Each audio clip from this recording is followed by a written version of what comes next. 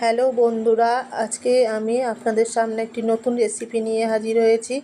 এর যে মুগ ডাল দিয়ে ঝিঙে ঘন্ট।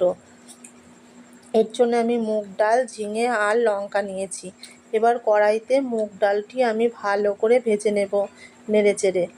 সুন্দর করে ভেজে নেওয়া হয়ে গেছে। এবার আমি জল ঢেলে দেব। জল ঢেলে এর মধ্যে একটু লবণ আর কাঁচা লঙ্কা দিয়ে দেব। কাঁচা লঙ্কা দিয়ে নেড়েচেড়ে নেব, দিয়ে তারপরে একটু ঢেকে দেব। এবার মুগ ডালটা দেখুন ঢেকে দেওয়ার পরে একটু পরে সিদ্ধ হয়ে গেছে। এবার সিদ্ধ হয়ে গেলে আমি ঝিঙেগুলো এর মধ্যে দিয়ে দেব। ঝিঙে দিয়ে আবার একটুখানি ঢেকে নেব। কিছুক্ষণ পর একটু তুলে দেখব যে ঝিঙেগুলো পুরোপুরি সেদ্ধ হয়ে গেছে। তারপরে একটু হলুদ অ্যাড করে দেবো পরিমাণ মতন। তারপরে একটু নেড়েচেড়ে ফুটতে থাকবে। তারপরে একটু নামিয়ে নেব।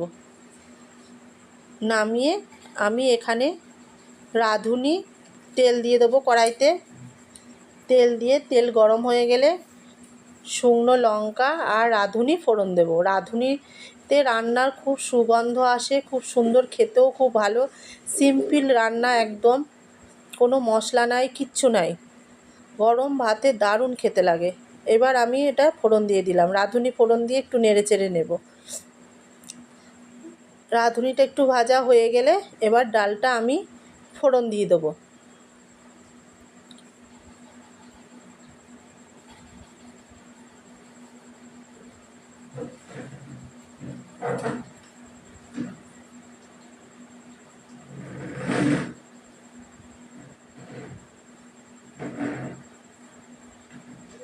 এবার দেখুন ডালটা ফোড়ন দিয়ে দিয়েছি। এবার একটু নেড়েচেড়ে ফুটিয়ে নেব। নেড়েচেড়ে ডালটা ফুটে গেলে আমি পাত্রে নামিয়ে নেব। দিয়ে সামান্য একটু চিনি অ্যাড করে দিয়েছি। চিনিটা দিলে স্বাদ খুব ভালো লাগে আর খেতেও সুন্দর হয়। একটি মিষ্টি মিষ্টি ভাব আসে। নিরামিষ সুন্দর একটি তরকারি, ঝিঙে দিয়ে মুগ ডাল ঘন্ট, খুব ভালো লাগে খেতে। আপনারা খেয়ে দেখবেন। আপনাদের যদি ভালো লাগে লাইক কমেন্ট করে আমাকে জানাবেন। আসি বন্ধুরা, টাটা।